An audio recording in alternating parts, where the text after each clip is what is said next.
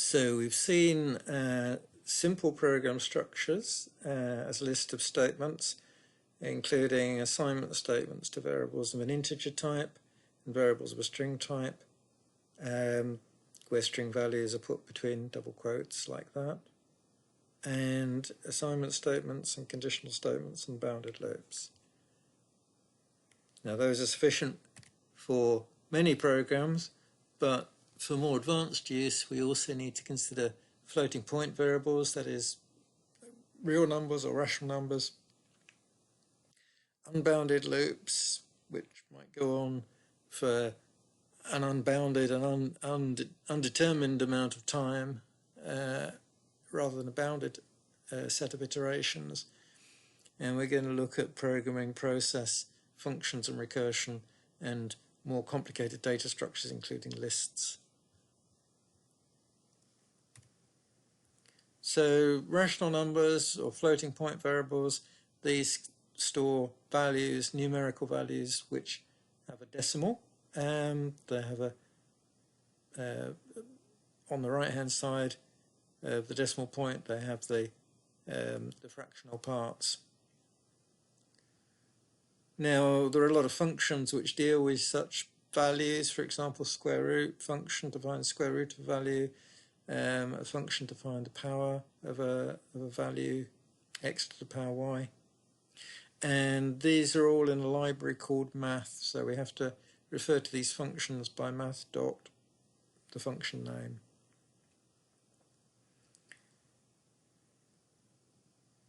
Now a typical kind of function, a typical kind of process which involves such numbers are investment calculations. So how much money we might earn if we invest an amount of money, say £100 or £1,000 for a certain number of years at a given interest rate, 5%. This written as a decimal number would be 0.05.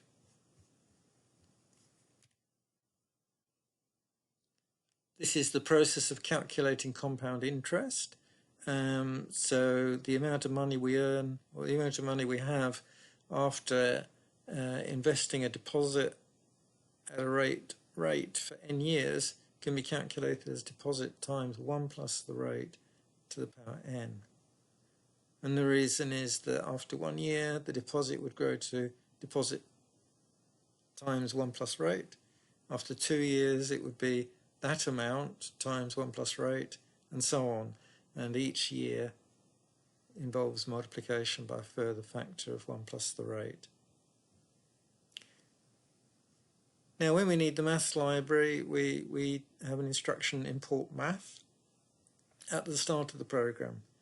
And here's how we put a comment in the program. A comment with the hash sign simply is some text which isn't processed by Python at all, but it's there for the reader to help them understand what the program is doing. And as you write larger programs, comments become very important to make the program comprehensible. So we have some variables. We have the variable which represents the amount of total money we have at any point in time, the deposit, and the rate, which is an interest rate. All of these are floating point values, are decimal numeric quantities.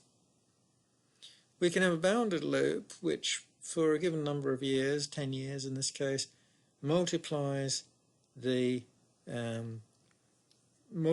deposit by the rate plus 1 for that number of times. In other words, it takes 1 plus rate to the power year, which is this expression here. So this line actually implements this equation, this mathematical equation, and that would be typical of a program doing these kind of calculations. You would expect the specification of the calculation to appear in some form in the programming language notation. So what we're doing is turning the mathematical notation into the notation of the particular programming language, in this case Python. And we can print a message to explain what's going on. what happens if we do that, if we run that. That's this program. And we start off, in fact, with £1,000 rather than 100, but otherwise it's identical. And we can see that after a certain number of years, we've increased our computation. That's this program.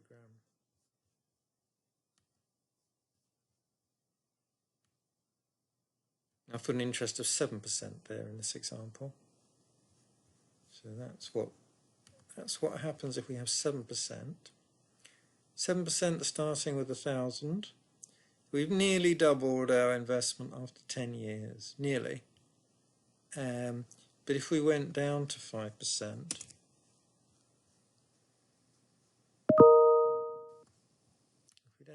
if we went down to 5% there, then the growth would be much less impressive.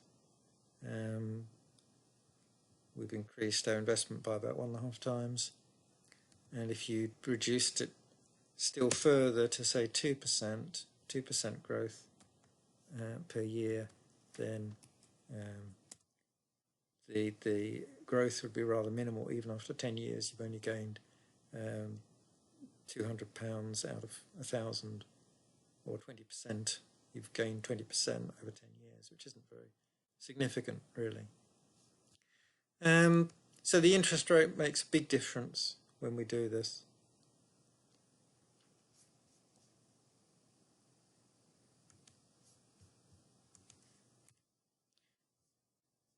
So that's the case with interest rate of 0.05%. Now, another way of asking the same question or issue is to ask how many years does it take for the investment to double given different interest rates. And in this case, we need a loop which is an unbounded iteration, which is a while loop. And the while statement has the same form as a for statement. So it's a statement like this, which involves while instead of for. And the condition here is the condition for the loop to continue. So while the amount is less than 2 times deposit, continue, do this iteration, multiply the deposit by 1 plus the rate to the power year, and increment the year. We didn't need to increment the year in the for loop because that was automatically done for you by the for loop, but in the while loop, the code here in the body of the loop has to be completely defined by the programmer, because the while itself was just doing this test. When this test is false, then the loop finishes. Of course, there's no guarantee that the loop might finish. The loop might run forever, which is a programming error usually. So when you write these programs, you have to be aware of the danger that your program might run forever. Okay, what happens in this case? So we have interest while, and we have a little different version here in that what we do here is that each time around the loop we multiply by 1 plus the rate. And this amounts to the same thing as computing the power of 1 plus the rate to the year. It's just that we're multiplying by 1 plus the rate step by step, year by year, rather than repeating this calculation here. In fact, this version is likely to be more efficient because we're not taking a power and we don't need the math library. So this version is preferable. It also perhaps more closely corresponds to the real-world situation where we're, each year we go through the investment process, we multiply the amount by 1 plus the rate. Okay, what happens if we do this? And this is with 2%.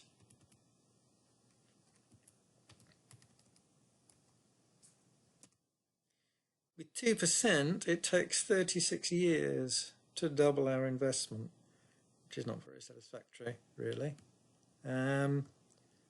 Again, we could change this what happens if we go to 5%?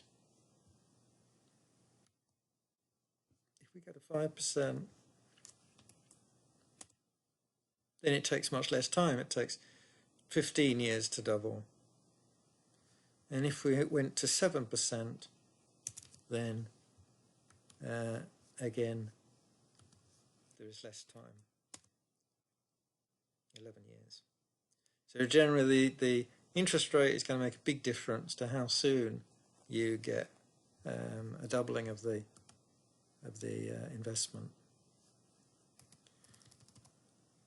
Okay, so the while statement, this is the final programming statement that we're going to consider, consists of a while keyword, the condition, the colon, and then indented by at least 2 steps the body, and it repeats C until the condition becomes false, but it may run forever.